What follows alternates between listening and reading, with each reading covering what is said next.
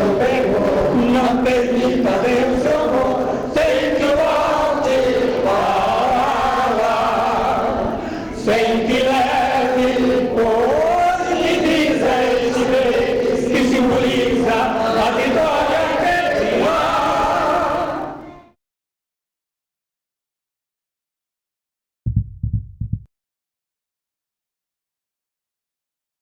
Boa noite a todos os presentes, sejam muito bem-vindos e convido a todos a tomar seus lugares.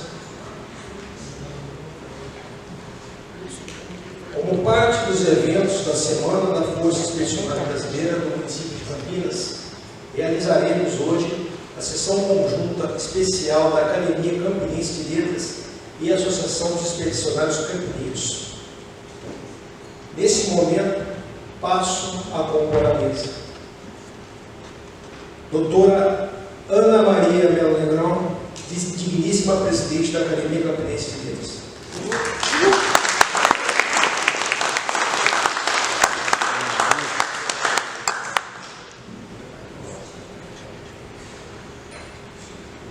Acadêmico Marino de Tela Ferreira e sua esposa Reni.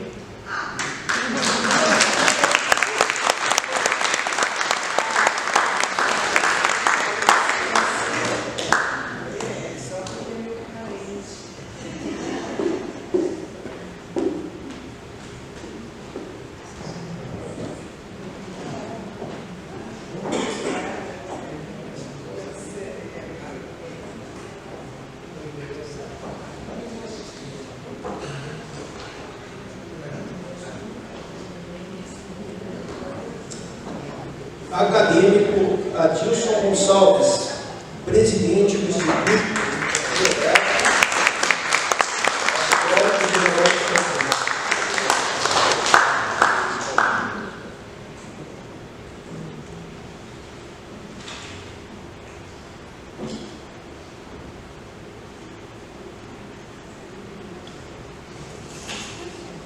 Coronel PM Luiz Gustavo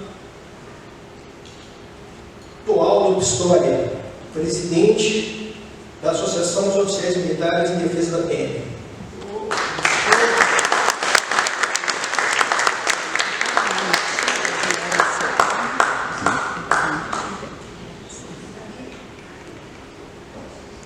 Senhor Nelson Alberti, presidente da CVMASP.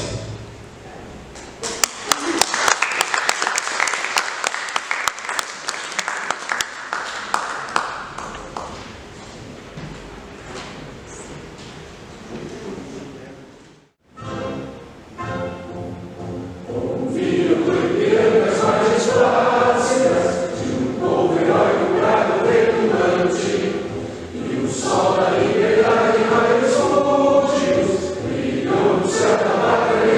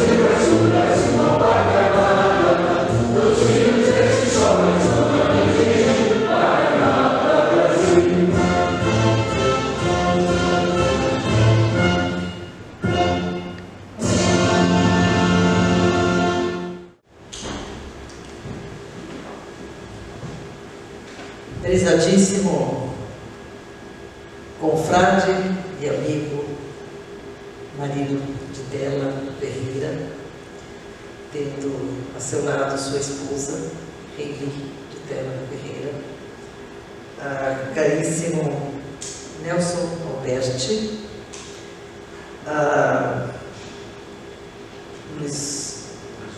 Luiz Gustavo Toaldo Pastore, Adilson Gonçalves, Roberto Gonçalves, nosso acadêmico, todos já devidamente nominados, autoridades presentes, acadêmicos e nossas queridas acadêmicas, amigos, convidados, senhores, senhoras, muito boa noite. Com imensa satisfação, abrimos nossas portas hoje, em nosso coração, para uma reunião conjunta entre a Academia Campinense de Letras e a Associação dos Expedicionários Campinenses, que é presidida hoje pelo nosso confrade. Então, estamos de mãos dadas, iniciando uma reunião muito importante na dimensão histórica, cívica e humana. E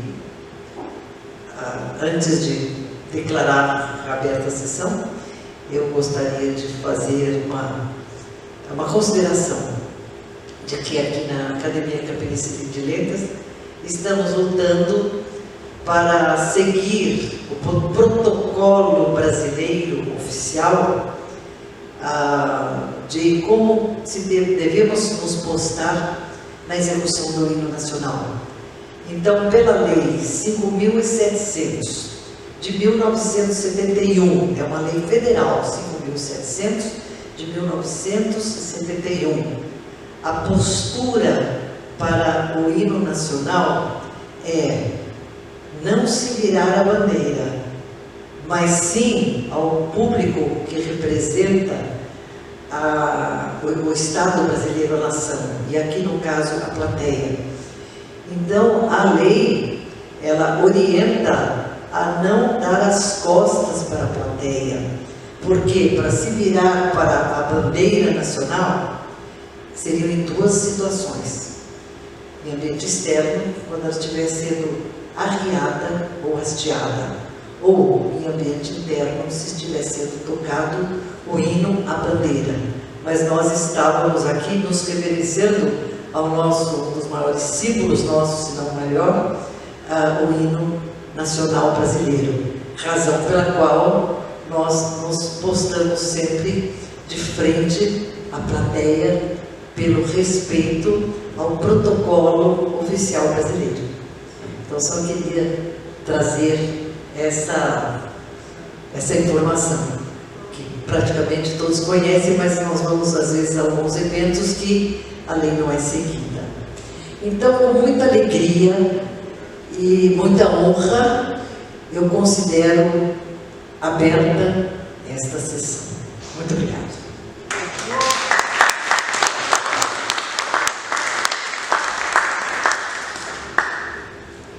Convido a acadêmica, a nossa presidente Ana Maria Bela Negrão, para fazer a apresentação do palestrante da noite, Marino de Dela Ferreira.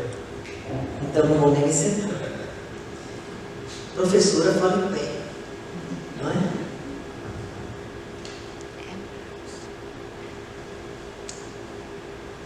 Também com muita satisfação, eu vou tecer alguns flashes sobre o currículo do nosso acadêmico, porque o tempo não comportaria tudo aquilo que corresponde à sua trajetória profissional e trajetória de vida, certo? Então, eu vou trazer um pouco do seu perfil, da sua trajetória. Marino de Tela Ferreira, advogado, escritor e palestrante. Muito nos honra como titular da cadeira número 38 desta Academia Campinense de Letras. Graduou-se em Ciências Jurídicas pela Pontifícia Universidade Católica de Campinas em 1989. E cursou pós-graduação em Direito do Trabalho e Processo do Trabalho. Dedicado estudioso de História Geral e do Brasil, de revoluções e guerras, com intenso destaque à Segunda Guerra Mundial. Exerce atualmente com zelo a presidência da Associação dos Expedicionários de Campinas e, como escritor, é autor do livro O Mausoléu dos Heróis Campineiros da Guerra, 2022, pela Pontes Editora. E autor também de muitos artigos publicados no jornal Correio Popular de Campinas e demais revistas, inclusive em revistas acadêmicas, incluindo a revista Fênix Campinense, aqui desta nossa Casa de Letras. Como palestrante, tem proferido diversas palestras em muitas instituições sobre a história do Brasil, sobre a Revolução Constitucionalista de 1932, que é um de seus temas queridos também, e sobre temas relacionados à Segunda Guerra Mundial, bem como dedica-se a organizar exposições sobre essas temáticas. Hoje, 8 de maio de 2026, nosso acadêmico Marino de Tela Ferreira nos brindará com a sua palestra intitulada A Vitória da Força Expedicionária Brasileira, já antevendo, sem medo de errar, que nos enriquecerá sobejamente. Gratidão por esse régio presente que nos dá hoje. Muito obrigada.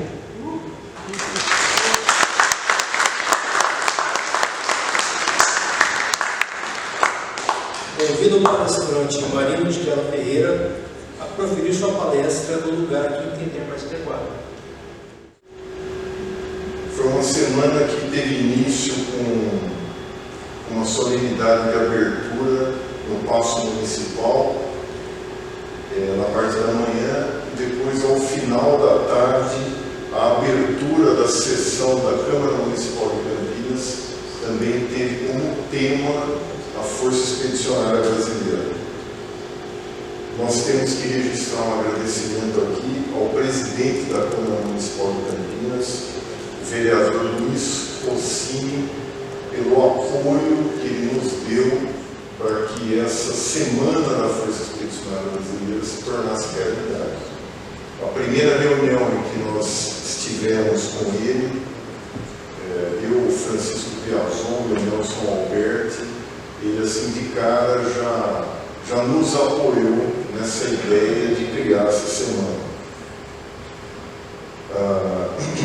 Eu quero aqui registrar alguns agradecimentos. Eu quero agradecer ao Oswaldo Mondini, que montou uma exposição ali na nossa biblioteca aqui da academia. A exposição ficará lá durante o nosso coquetel, depois ao final, para quem quiser ter contato com equipamentos, materiais originais usados pela Força Expedicionária Brasileira na Segunda Guerra Mundial. Quero também fazer um agradecimento ao José Lúcio Natali, que está presente, a Mônica, filha dele, está presente aqui.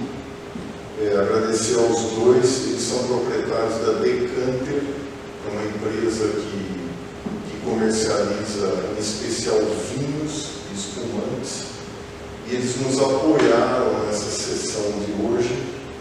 Então eu registro um agradecimento e aproveito a sugerir a todos que visitem a Decanter, né, ou na loja deles ali da Nova Campinas, que fica na Avenida Hermas Braga, quase no cruzamento com a Avenida Carlos Stinson, ou no Gramado Mall também, tem esses dois pontos. Então eu sugiro, né, e quem quiser um final de tarde lá tomar uma taça de vinho, né, bater um papo, é muito bom. Agradeço também aqui um agradecimento especial a Maria Inês, a Cristina, a Bernadette e ao Francisco Piazon pelo apoio deles, em especial nessa noite de hoje, mas durante toda a semana, né, Bernadette? Pela semana toda, foi uma semana de muita atividade e eu tenho certeza que sendo o apoio, a ajuda de vocês aí, provavelmente não aconteceria, né, tudo que aconteceu, e tudo que aconteceu assim perfeitamente. Essa semana foi uma semana de muitas surpresas extremamente agradáveis. Coincidentemente, como todos sabem, hoje é dia 8 de maio, 8 de maio se comemora o dia da vitória da Segunda Guerra Mundial na Europa. Nós vamos falar aqui da Força Expedicionária Brasileira que lutou na Itália. Na Itália a guerra acabou uns dias antes, mas dia 8 foi o dia em que oficialmente o exército alemão assinou a rendição em Berlim, né, a rendição aos aliados. Então nós vamos falar um pouquinho, o tema é a vitória, mas claro, eu vou falar um pouquinho rapidamente aí do trajeto da Força Expedicionária Brasileira na Segunda Guerra Mundial. Eu começo com essas imagens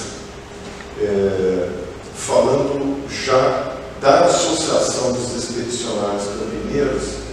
Essas fotos eu fiz lá na associação quando eu tinha 14 anos de idade. Eu fiz uma visita no museu da associação. O museu, na época, ele ficava em uma sala do andar superior do nosso prédio. Tinha esse expositor de vidro, um manequim ali, uns capacetes e uma metralhadora alemã que algum pracinha trouxe da Itália. Essa metralhadora não está mais no nosso museu, né? O exército assumiu essa metralhadora. Hoje em dia é muito perigoso você ter arma assim no museu. Mas eu mostro para dizer o seguinte, que o museu se limitava a uma sala do andar superior e hoje ele ocupa praticamente o andar todo do nosso prédio. Estão todos, claro, convidados a conhecer, mas eu vou falar um pouco mais do museu depois. Alguns livros sobre a Segunda Guerra, que eu sempre costumo indicar nas apresentações que eu faço. Esse livro aqui eu acho que é muito importante para quem quer conhecer Força Expedicionária Brasileira. Depoimentos de oficiais da reserva sobre a FEB. Um dos autores dele foi o tenente José Alfio Piazon, pai dos Piazons que eu cumprimentei aqui agora. Mas é um documento histórico muito importante para quem pesquisa a Força Expedicionária Brasileira. Por curiosidade, eu coloquei aqui também um livro que na época em que foi lançado ficou muito conhecido, em especial pelo autor dele, que é o William Vaak, aquele jornalista, né, que trabalhou muito tempo na Rede Globo. E foi um livro que ele escreveu sobre a Força Expedicionária Brasileira, vista por seus aliados e inimigos. Ou seja, o objetivo do livro era contar a história da FEB sob os olhos dos aliados, dos americanos, dos britânicos e dos alemães.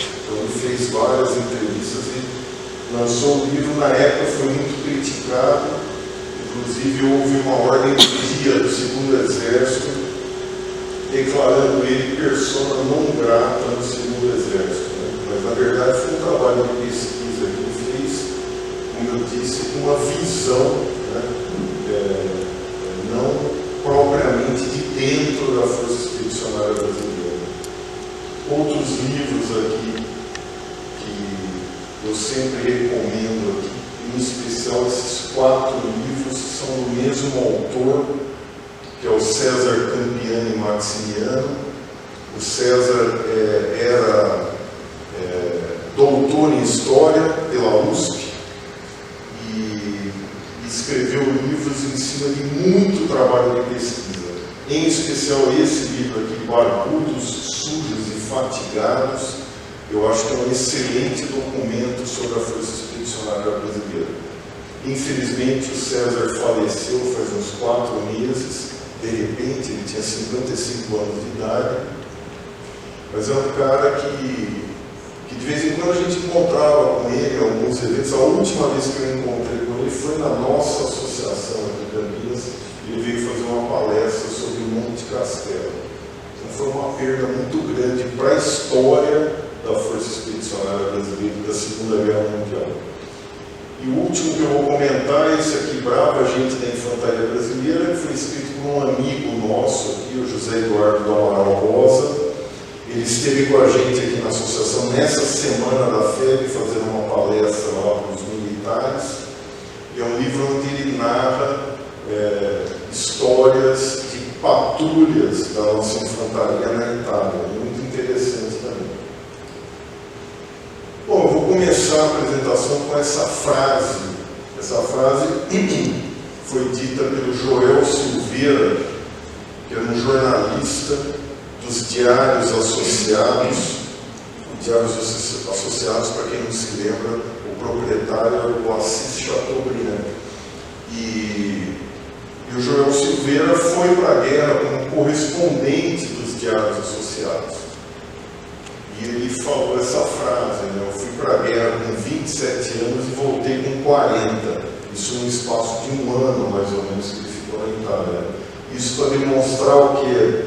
O quanto é cruel uma guerra, né? A guerra que é, vamos dizer assim, o último recurso quando a diplomacia falha, e com certeza ela deixa marcas em quem dela participa.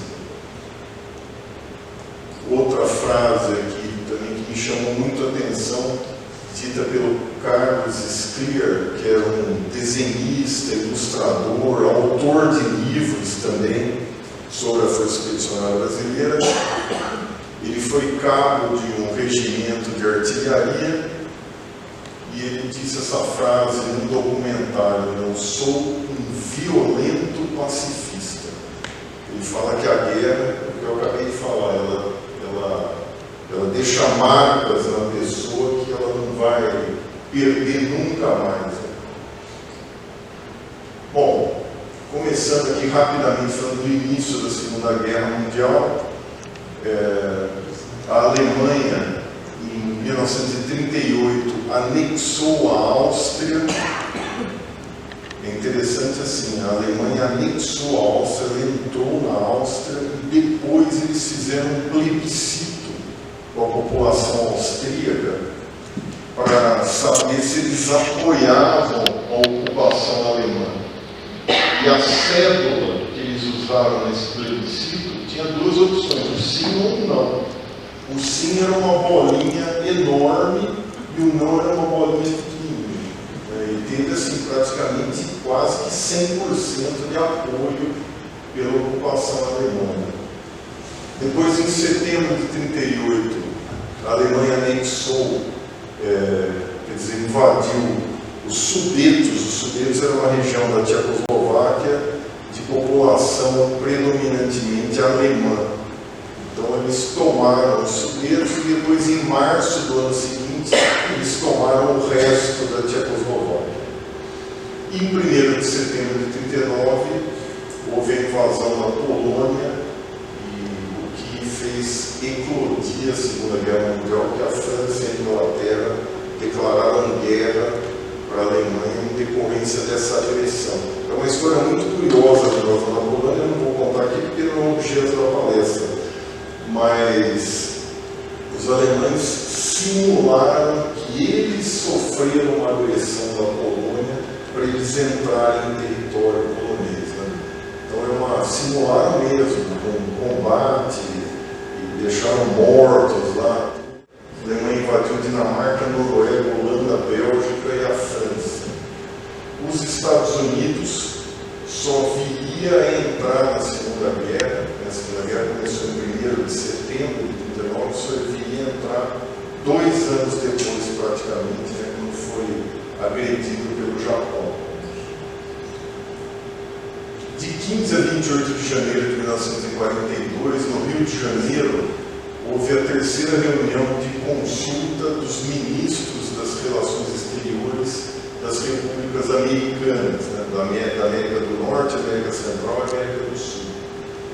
Quem era o principal representante do Brasil era Oswaldo Aranha, o nosso ministro das Relações Exteriores, e ele era totalmente favorável a que o Brasil apoiasse os Estados Unidos, porque o governo do Getúlio Vargas era um governo que tinha uma certa simpatia pela Itália fascista e pela Alemanha nazista, em especial o ministro da guerra do governo do Getúlio, que era o general Dutra, e o general Góes Monteiro, que era o chefe de Estado-Maior do Exército. Eles eram muito simpatizantes da Alemanha, já tinham visitado a Alemanha para conhecer o exército deles.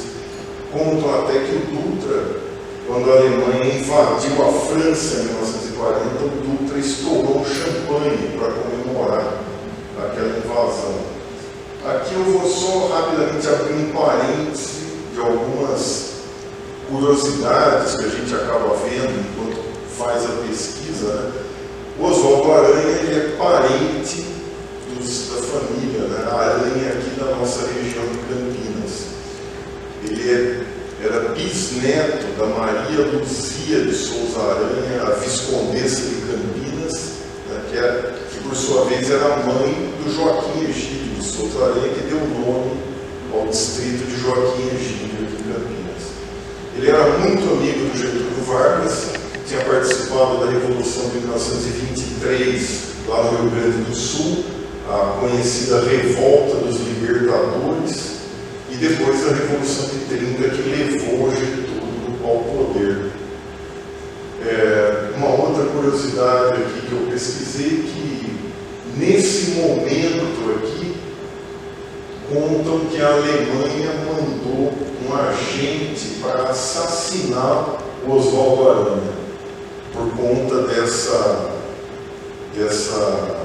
opção dele por fazer o Brasil apoiar os Estados Unidos. E o agente, o nome dele era esse, Franz Walter Jordan, ou Frank Walter Jordan, eu achei as duas opções.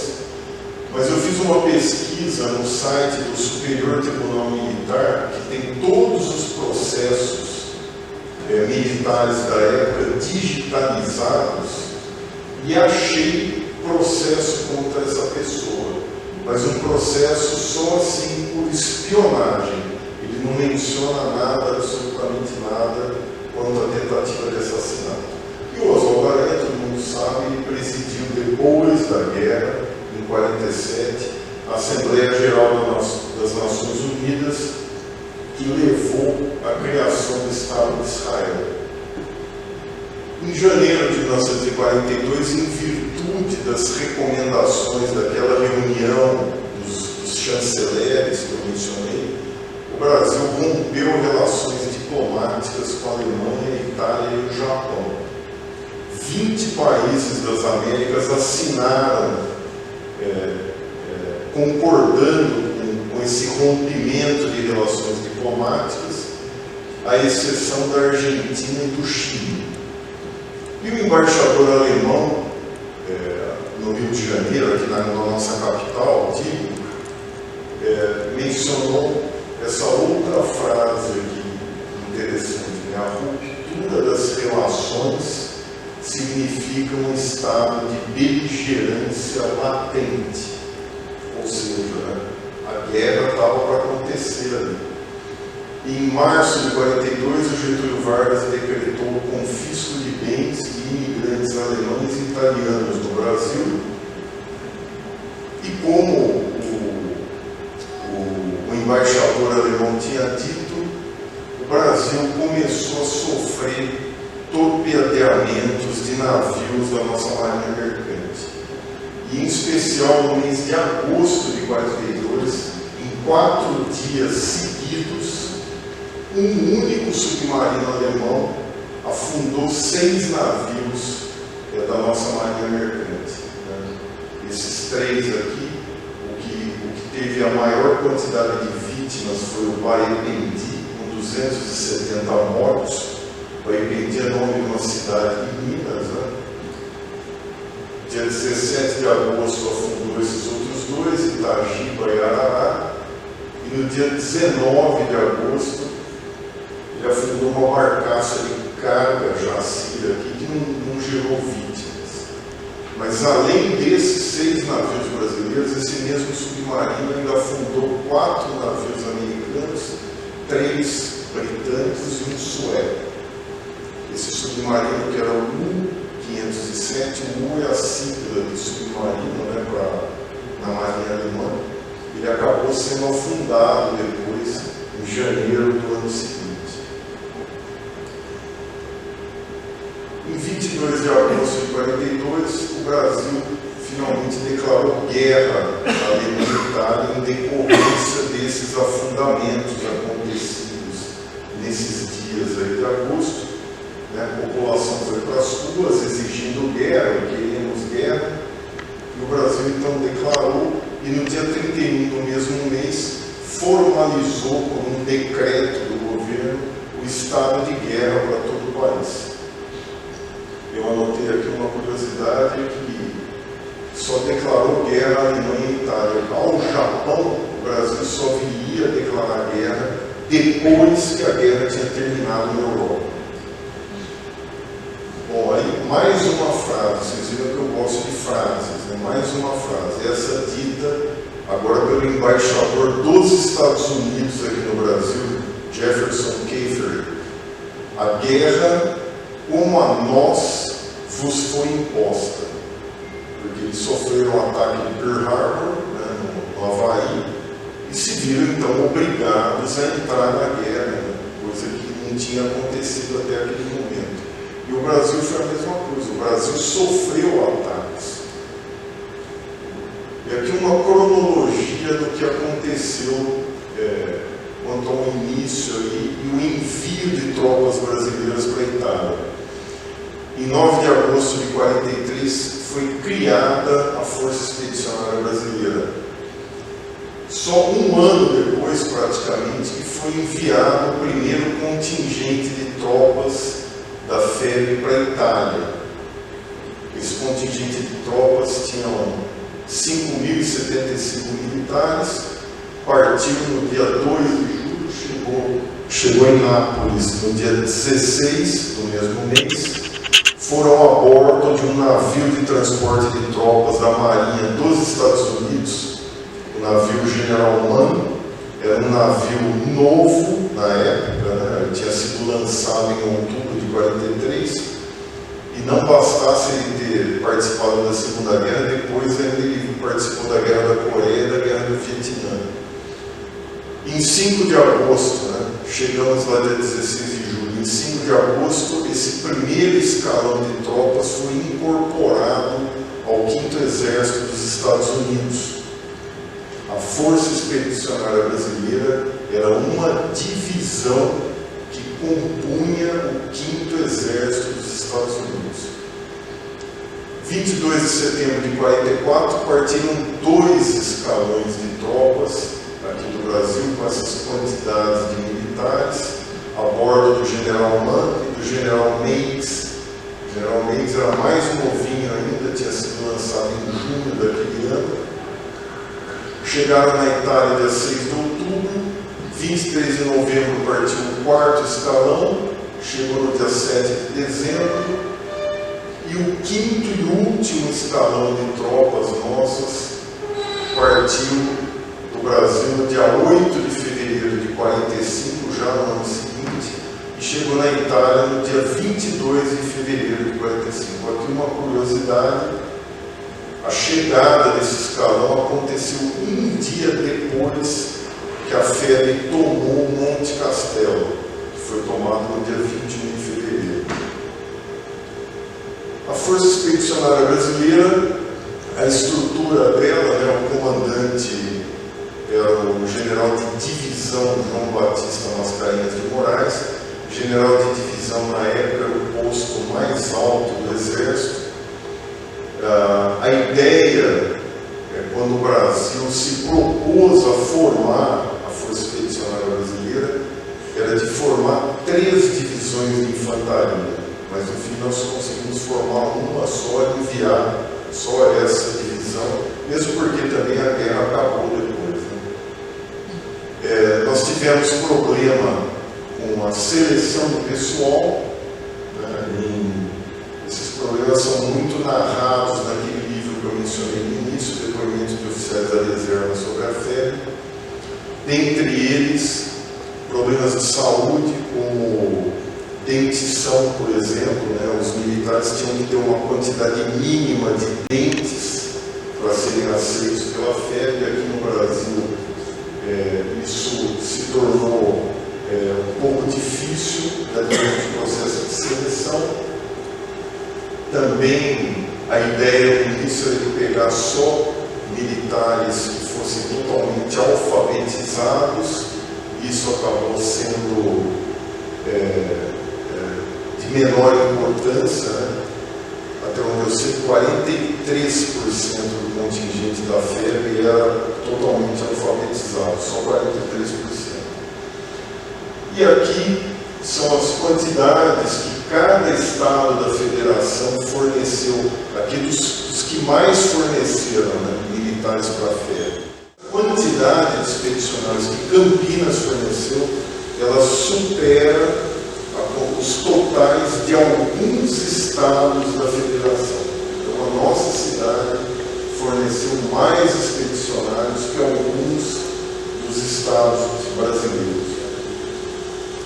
A Força Expedicionária, não vou entrar em detalhe porque eu acho que não é o caso, mas a Força Expedicionária Brasileira, então, ela foi formada por 25.334 militares, né, daqueles 5 escalões de cerca de 5.000 cada um. A primeira divisão de infantaria expedicionária tinha 15.069 militares, né? E a diferença aqui, que daria mais ou menos 10.000 militares, foram os que não fizeram parte da infantaria, né? Fizeram parte de outras tropas, da artilharia, da engenharia, do batalhão de saúde, da polícia militar, né? Na época, né? Hoje polícia do exército. E aqui mais ou menos a estrutura. E essa primeira divisão de infantaria foi formada por 3 regimentos de infantaria. O primeiro regimento, que é do Rio de Janeiro, o 6º regimento, que é de Caçapava, aqui de São Paulo, e o 11º, que é de São João del Rei. O 6º regimento, ou melhor, no 6º regimento de infantaria, foi onde a maioria dos expedicionários campineiros fizeram parte desse 6º RI e foram para a Itália como parte do 6º RI. E, como eu falei, as demais unidades, mais ou menos 10.000 militares, né, foram todas essas aqui, esquadrão de ligação, batalhão de saúde, depósito de pessoal e tal. No Brasil, o exército nosso usava o fuzil. O principal equipamento de combate nosso era um fuzil alemão. E chegando na Itália, como nós éramos parte do 5º Exército dos Estados Unidos, nós recebemos armamento americano, né? a arma padrão do Exército Brasileiro passou a ser um fuzil americano. Nós recebemos 6.510 fuzis desse.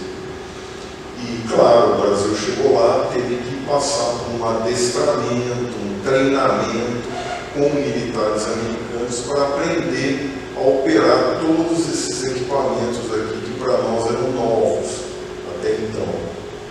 Viaturas também recebemos, as viaturas do Exército dos Estados Unidos, o Jeep, né, que eu costumo falar que é o avô aí das SUVs que a gente vê hoje aí pela rua. O Jeep nós recebemos 655 Jeeps lá na Itália. Foi um veículo muito usado pela FEB.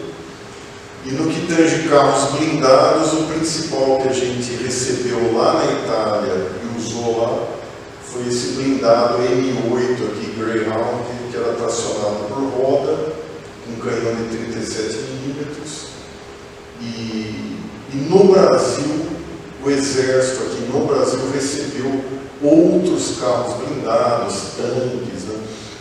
Essa entrada do Brasil na Segunda Guerra representou uma modernização considerável do Exército Brasileiro, que até então tinha equipamentos franceses, ingleses, italianos, o fuzil era alemão, e depois que nós entramos na Segunda Guerra, nós passamos a usar praticamente equipamento americano, o que reflete até o dia de hoje, inclusive no que tange a doutrina de combate, né, que o Brasil praticava até então uma doutrina francesa, que é uma doutrina que, estranhamente, ela é muito baseada em defesa, não em ataque, e depois nós passamos à doutrina norte-americana, que é diferente, e que, como eu falei, representou uma modernização do nosso exército, para ser o que é hoje. A Marinha e a Força Aérea Brasileira também foram modernizados, da mesma forma que o Exército, por conta de equipamentos recebidos dos Estados Unidos. Chegando na Itália, o nosso Exército encontrou a seguinte situação. Havia na Itália 26 divisões aliadas, 7 americanas, 7 britânicas, tal, uma divisão brasileira aqui, e nós enfrentaríamos algo em torno de 22 divisões inimigas. Eu digo algo em torno porque esse número varia um pouco, dependendo às vezes de autor que você vai pesquisar. Então eu já vi o autor falar de 25 aqui e até um fala de 30 divisões inimigas. Essa imagem do Arquivo Nacional, a gente sabe que é dos brasileiros quando chegaram na Itália, porque embora eles estejam usando o uniforme brasileiro, né, uniforme, aqui uma versão de brim do uniforme que eles levaram daqui, eles já estavam usando um capacete nenhum americano, coisa que nós não tínhamos no Brasil, e já estão aqui portando o fuzil Springfield, lá que eu mostrei no slide anterior. Então isso representou também aquela americanização do nosso exército pelos equipamentos que nós recebemos. Aqui também fala rapidamente de alguns dos principais combates que a FEB participou na Itália.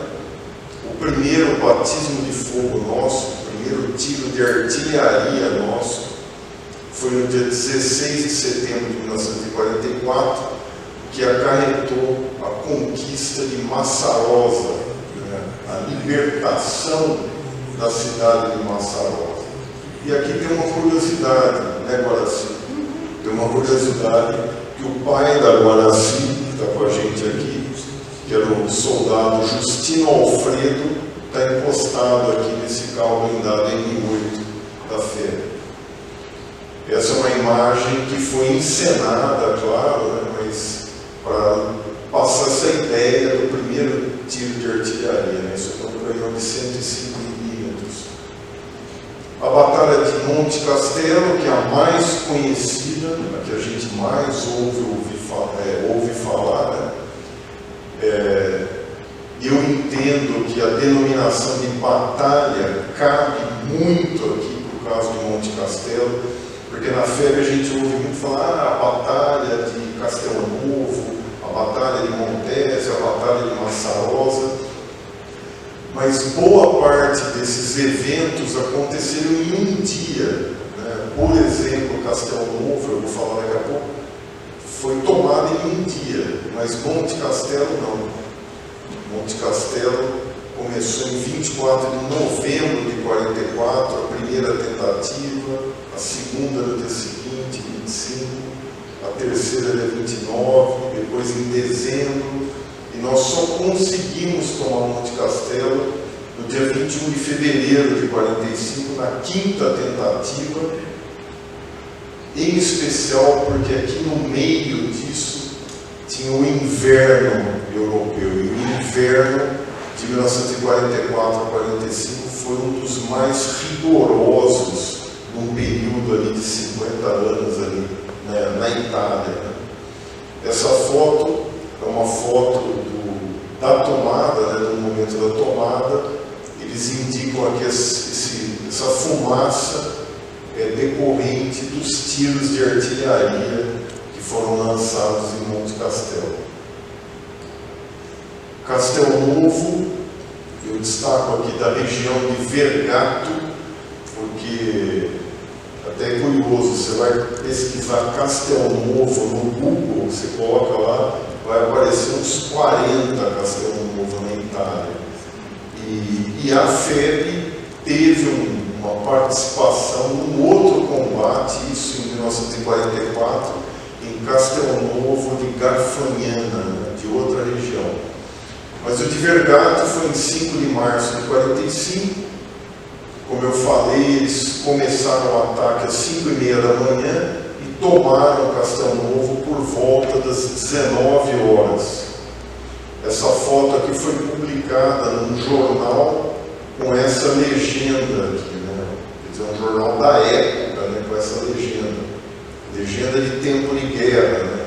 Visita do comandante do 6º Regimento de Infantaria, Coronel Nelson de Mello, a crista de Castelo Novo, com seus oficiais ali verificando as posições do inimigo e os estragos feitos pela artilharia dos nossos, que tanto pavor acabou causando nas hostes nazistas. E o curioso dessa imagem é que tem aqui o comandante do 6º RI, o Nelson de Mello, e aqui do lado dele, o 2º tenente João Fagundes Sobrinho.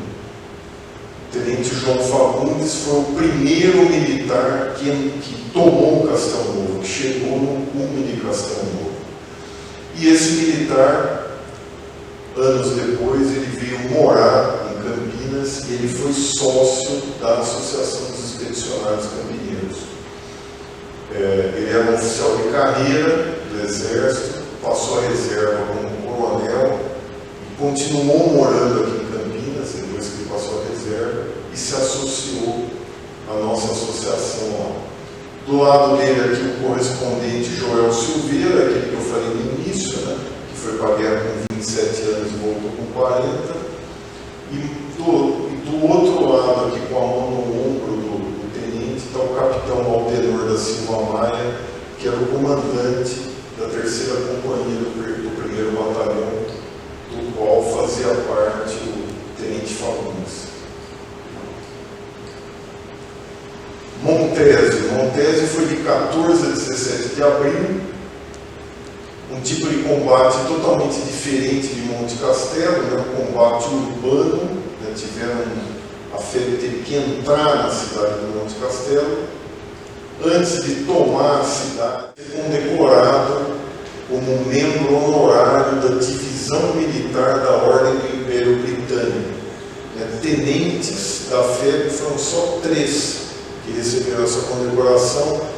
Em 1948, o Marechal Alexander de Tunis, que tinha sido o comandante do Teatro de Operações do Mediterrâneo, veio ao Brasil em 1948 e numa solenidade de entrega no Palácio das Laranjeiras, ele condecorou o Tenente Fagundes. Aqui eu peguei umas imagens de alguns expedicionários nossos aqui de Campinas para ilustrar essa apresentação, eu me ative, claro, como eu falei, de Campinas foram 328, nós não temos fotos dos 328, e eu me ative a fotos de expedicionários da época da guerra e que estão usando o uniforme, né, da época da guerra. Então, alguns deles aqui, Renato Fussi, Francisco de Assis Rodarte. O seu Rodarte, eu tive a oportunidade de conhecê-lo, de conversar com ele, gravamos uma entrevista com ele, né, filmamos uma entrevista. João Rolando Dini, Alamir Carneiro da Silva, Hélio Tosi, Ferdinando Palermo, esses são todos um uniforme da época. Né? O Palermo aqui está usando uma jaqueta americana também, que nós recebemos. Luiz Manfrinati, Mauro Santos, o Tenente Piazon, José Alfio Piazon, Luiz Bertazzoli e o Justino Alfredo. O Justino Alfredo é aquele que eu mostrei que estava encostado naquele carro blindado lá em Massarosa. O Justino Alfredo foi o último expedicionário de Campinas a falecer. Ele faleceu em 2021, aos 101 anos de idade. O último dos nossos expedicionários, eu também tive o prazer de conhecer e conversar com ele. Dos nossos expedicionários campineiros, dos 328, 4 morreram em combate na Itália. O soldado Francisco Vitoriano, em 27 de novembro de 1944, consta que ele morreu em Nápoles, na Itália. Eu li alguma coisa, preciso procurar, que ele morreu, na verdade, a bordo de um navio que o trazia de volta do Brasil. Então, provavelmente, esse registro é porque foi o último porto de onde ele partiu para vir para cá. O soldado Paulo Tancini e o cabo Oscar Rossin, os dois morreram no mesmo momento, vítimas de uma granada de artilharia. E o soldado Heitor Leme de Paula morreu em janeiro de 45, já no Brasil, no Hospital Central do Exército. Aqui está terminando, viu, gente? Aqui são umas fotos muito interessantes aqui de Campinas, do centro de Campinas, aqui, de uma manifestação aqui no centro. Essa aqui é a Rua Barão de Jaguara e aqui é General Osório. Esse aqui é um restaurante Colômbia, ficava ali na esquina, hoje é um cartório nesse endereço, e aqui na frente, aquele casarão que foi do Visconde de Indaiatuba. O casarão existe até hoje, o casarão não, a fachada dele, né? Porque uns anos atrás ele pegou fogo, então, mas conseguiram conservar a fachada.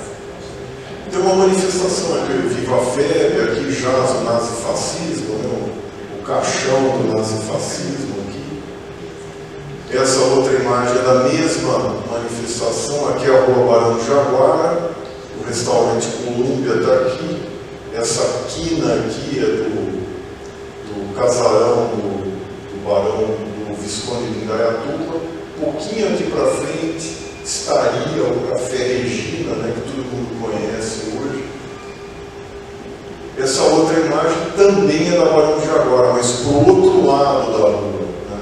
Aqui a identificação que eu consegui foi o edifício Santana, que está aqui embaixo.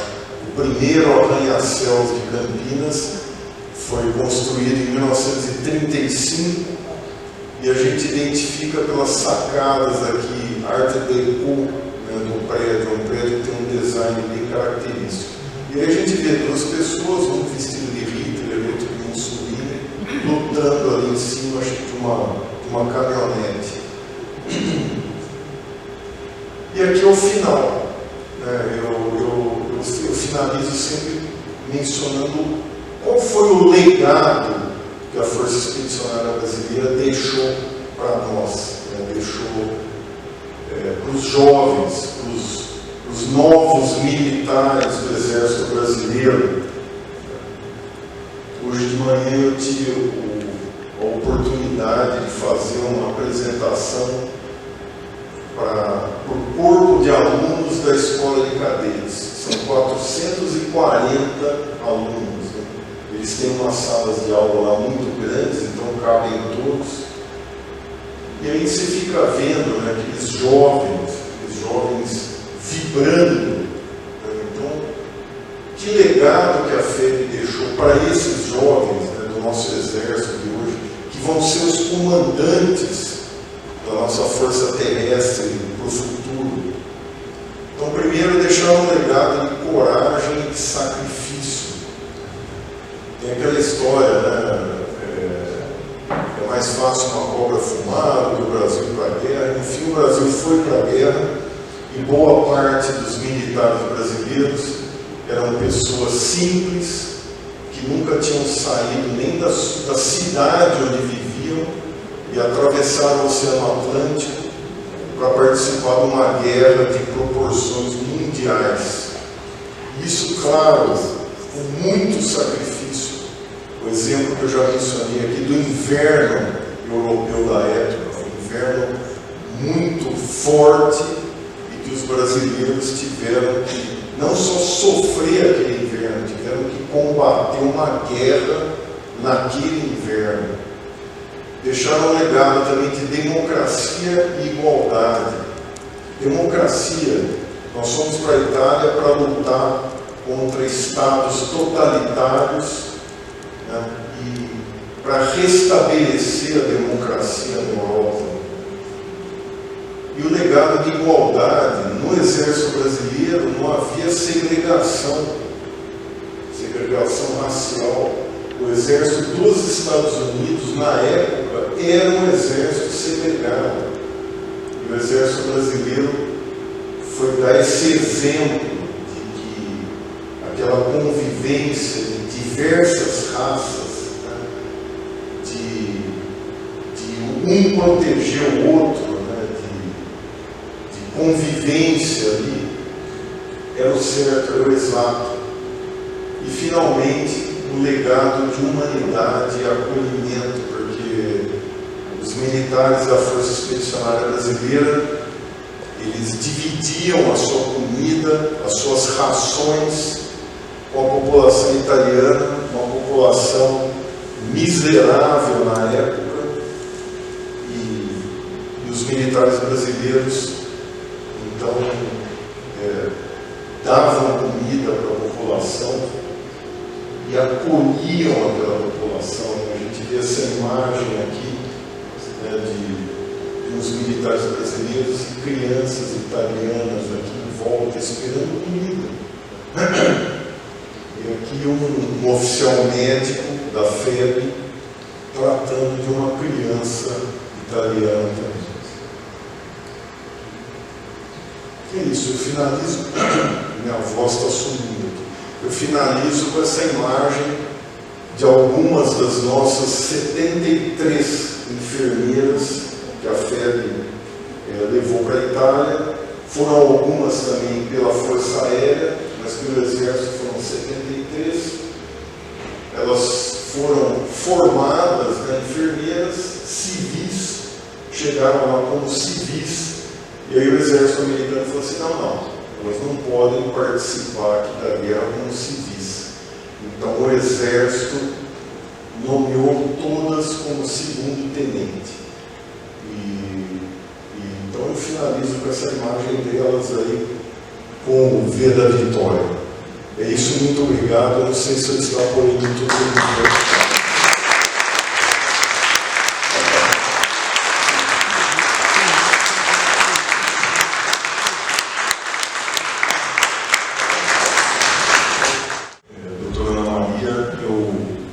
Peço a palavra aqui nesse momento. Eu queria, em nome da Associação dos Expedicionários Campineiros, fazer um agradecimento à Academia Campinense de Letras, na pessoa da doutora Ana Maria, nossa presidente, entregando um certificado de agradecimento e uma challenge coin lá da nossa associação.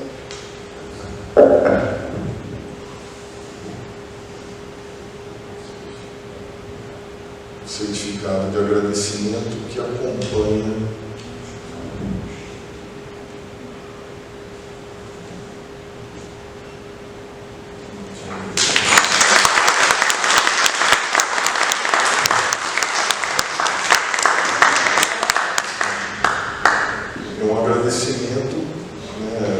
face a acolhida, né? Porque quando eu trouxe a ideia dessa sessão para a nossa diretoria aqui da academia, os acadêmicos foram extremamente acolhedores e levamos adiante a ideia de fazer essa sessão em homenagem à fé. E também eu vou pedir a gentileza para o Oswaldo Mondini vir aqui na frente, por favor, que eu também vou pedir para o Nelson fazer um entrega, por favor.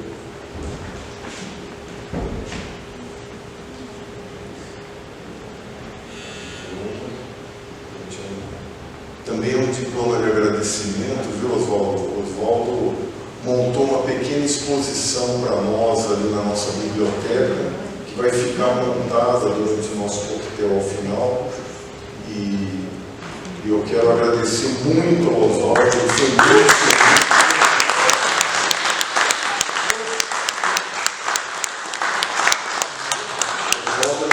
Ele é um colecionador de peças militares, que é uma coleção invejável, e eu pedi essa ajuda para ele. Nos atendeu aqui. Muito obrigado, viu, Oswaldo? Obrigado por nossa amizade. A parte musical da sessão dessa noite será feita pelo professor Marcos Cano, que, acompanhado de seu irmão, fará a apresentação de 4 números musicais relacionados à época da Segunda Guerra Mundial.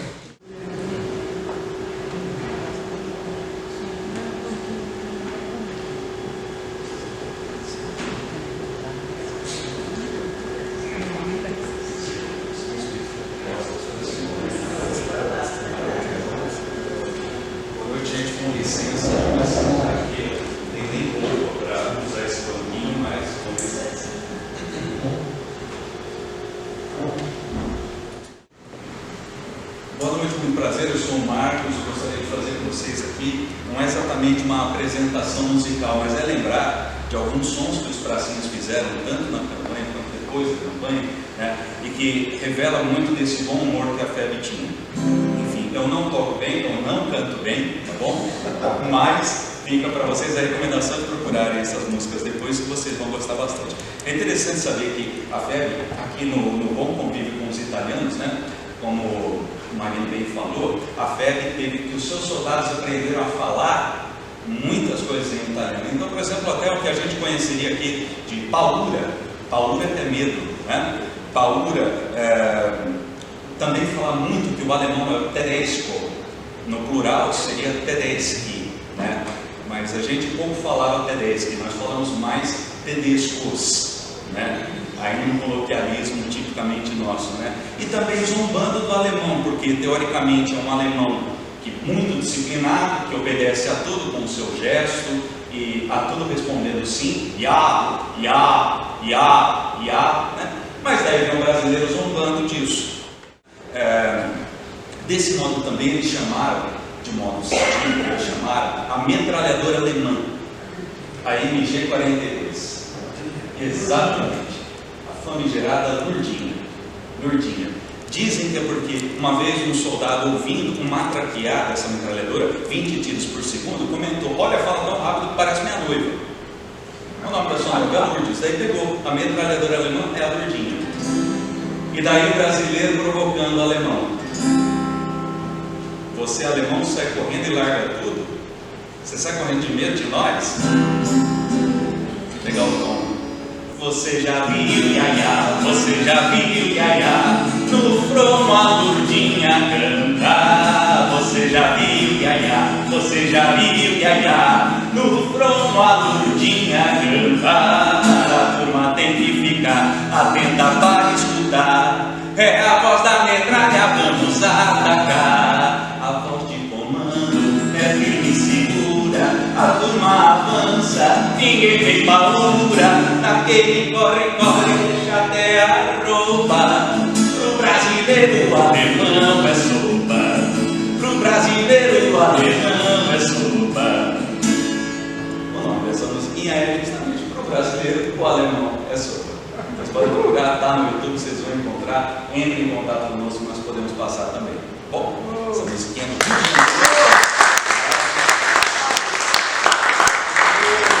de Janeiro, o senhor Natalino Cândido, né, do Rio de Janeiro, tive o prazer de conhecer, negro também, sofreu discriminações também, né, e mostrou a nossa força ali. Ele também compôs uma outra chamada daí vê, né, a presença do negro, né, o descendente de escravizados, lutando contra a raça superior de Hitler. Ele compôs a outra chamada Sinhá Lurdinha, né? Eu não tenho que me submeter a Sinhá, que é a Lurdinha, e com outros equipamentos também alemães, o canhão 88, que era terrível, né? E o brasileiro aqui com suas armas, que eu vou citar rapidamente aqui, para vocês entenderem melhor a letra. Um morteirinho de 60, um morteiro de 81, né? Para transportar esses equipamentos, tinha lá o seu Bertazzoli, né? Tinha lá o Major Beraldo, que era sargento na época, né? Ele lidava com os morteiros, né? Enfim. E o brasileiro também tinha aqui, como o Marino citou, a artilharia 105, né? E como fogo pesado ali da artilharia, a nossa força aérea. É que não dá tempo, nosso tempo é muito curto aqui, né? Claro. Mas nossa força aérea, procurem saber, tinha um grito de guerra sem tatua. É um documentário muito bom, procurem, sem tatua. E o distintivo do sem tatua é um avestruz. Também mais uma ironia e bom humor, porque o avestruz não voa. No treinamento dos Estados Unidos a gente comia tudo que era comida americana, muito ruim, então nosso apelido para os avestruzes, né?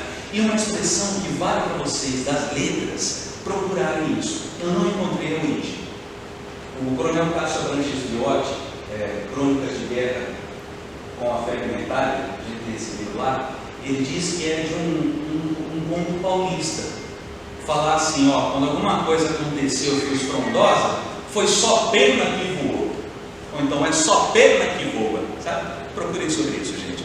Essa música é assim a Lurdinha. Também do seu Natalino Cândido, meu amigo do Rio. Onde eu vi muito Tereza, no Morro do Castelo, no Rio de Janeiro tinha um morro chamado Castelo. Onde eu vi muito Tereza, lá no Monte Castelo.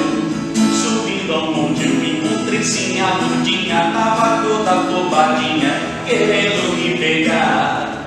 Joguei anzol e comecei a rastejar, ela farejava, não é nada de me encontrar, mas onde eu vi muito Tereza, lá no Monte Castelo, aí onde eu vi muito Tereza, no Morro do Castelo, aí onde eu vi muito Tereza, lá no Monte Castelo.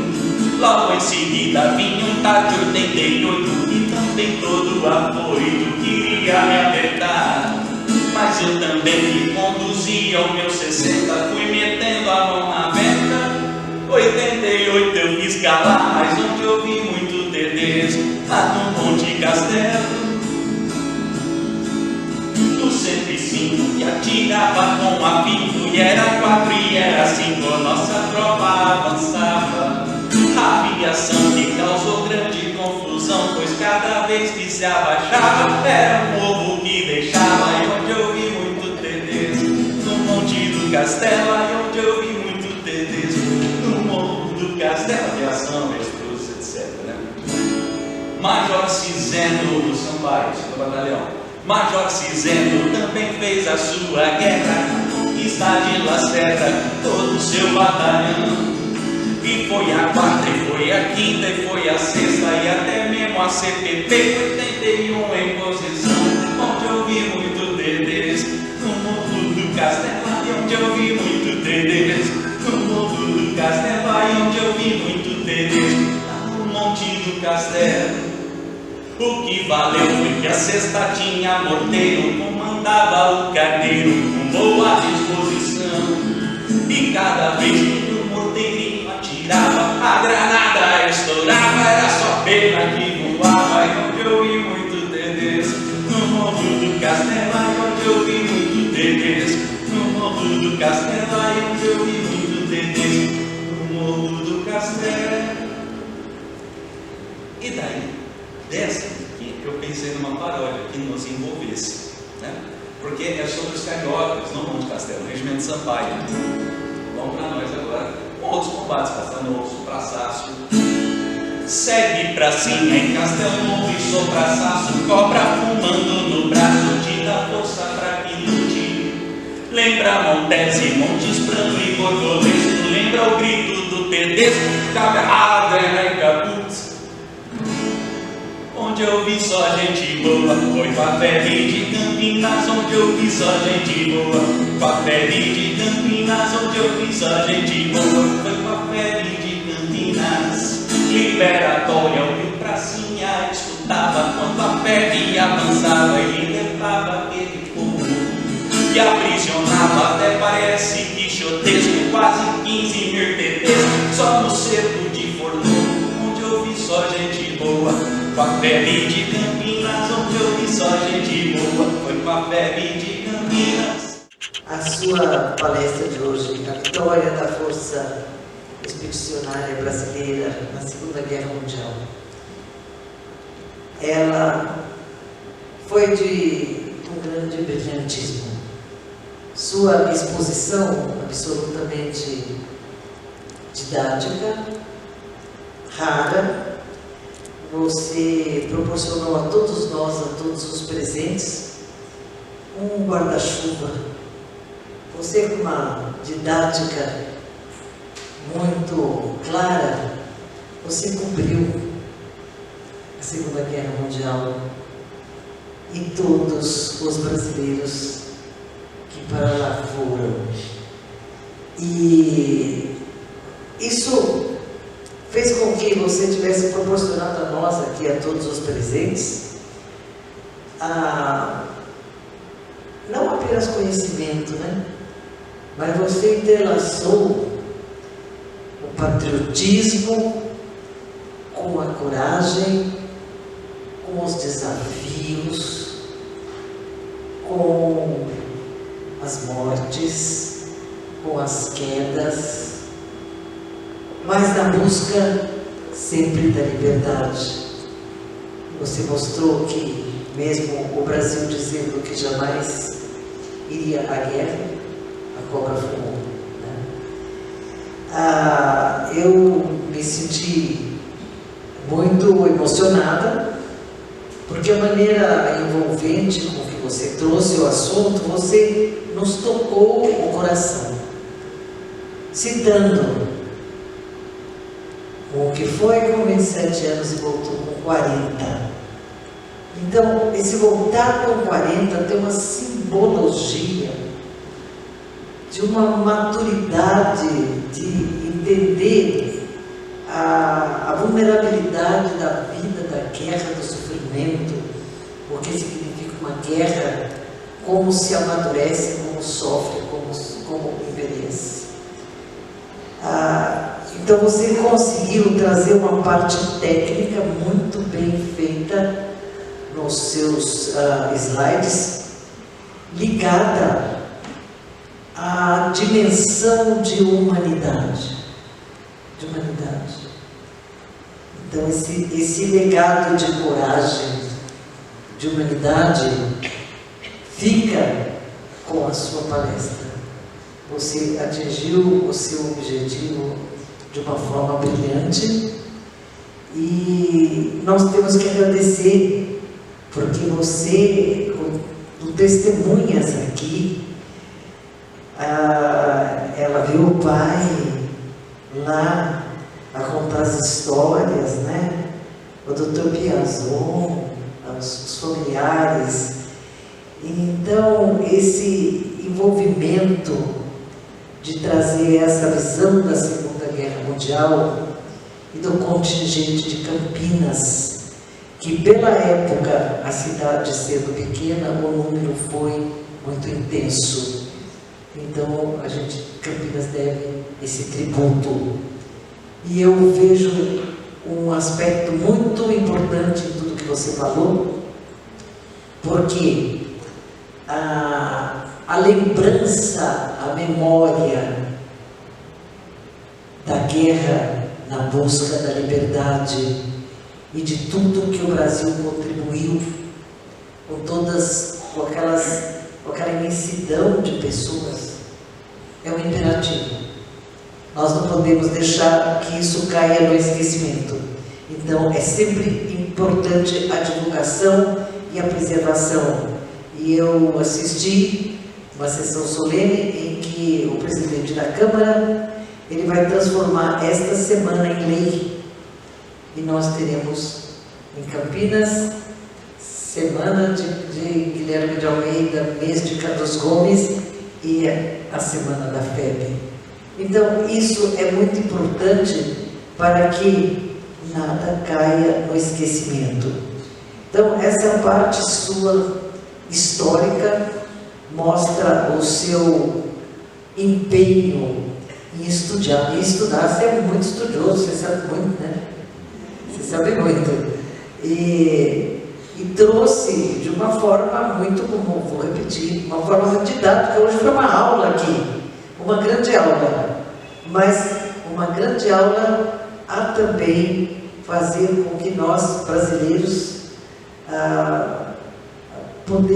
possamos sentir o que foi a Segunda Guerra Mundial e possamos sentir também a contribuição de Campinas.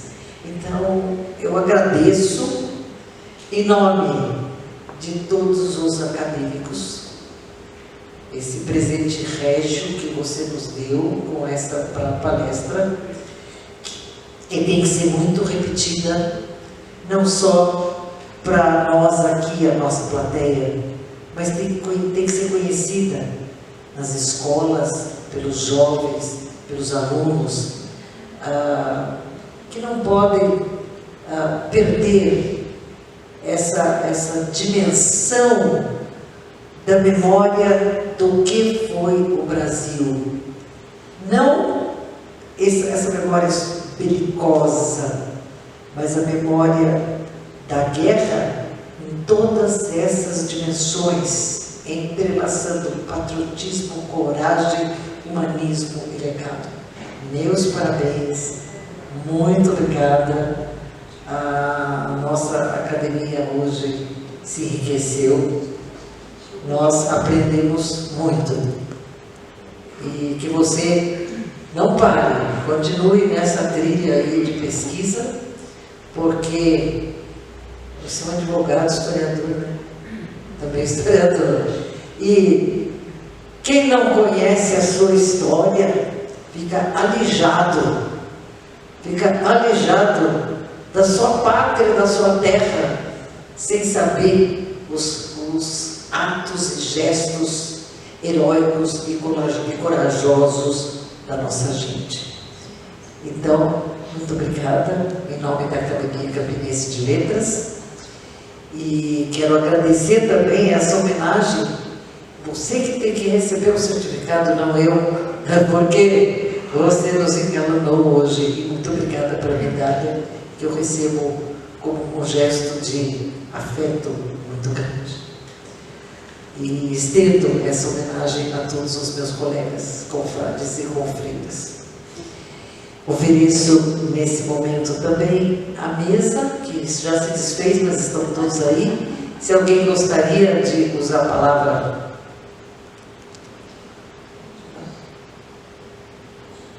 Pode? Então, eu passo aqui a palavra ao nosso coronel. Eu tenho o seu nome aqui. Coronel Pistori. Ok. Bom, primeiramente, boa noite a todos. A bênção de Deus. Gostaria de agradecer imensamente a hospitalidade da senhora aqui na Academia de Letras. Agradecer com imensa emoção a palestra do professor doutor advogado Marino.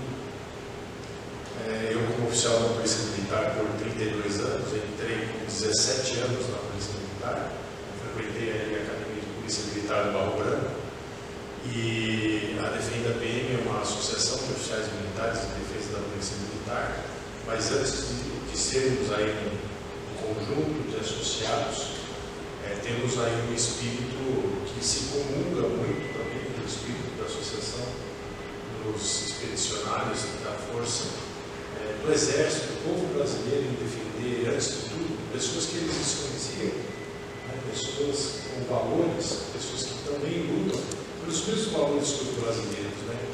E fazendo essa menção,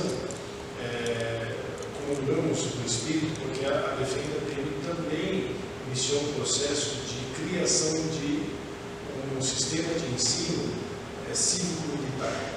Então, são algumas escolas que têm esse modelo cívico-militar e que faz com que os nossos alunos tenham esse espírito, senhores, de defesa da pátria, de defesa de valores, e levaram esses nobres guerreiros e guerreiras a lutarem por valores e por pessoas que são inegociáveis.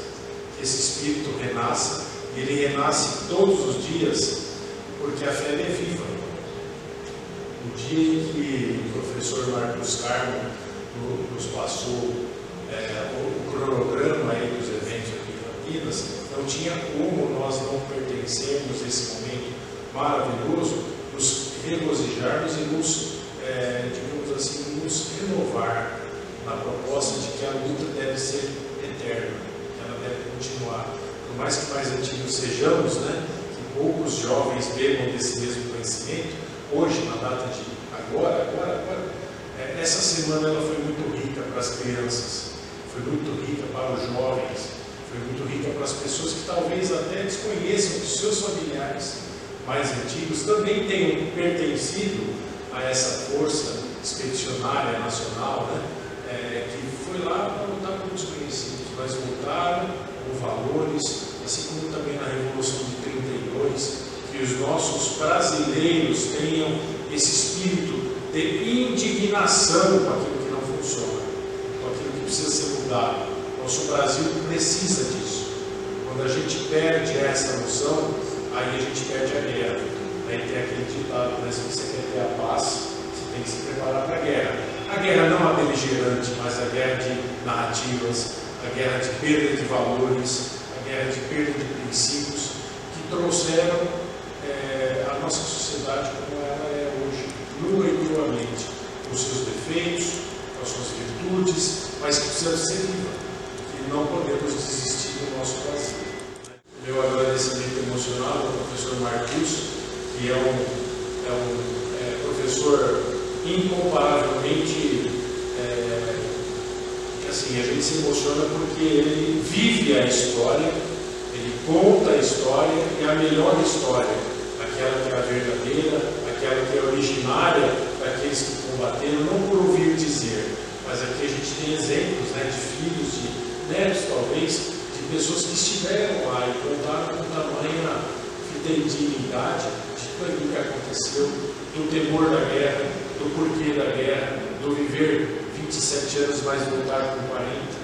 Então, o professor Marcos, ele representa essa nova geração que conta a verdadeira história. Desculpa por me estender, mas eu estou muito emocionado em saber que isso continua em outras áreas. Para nós é uma fonte de esperança muito grande. Muito obrigado.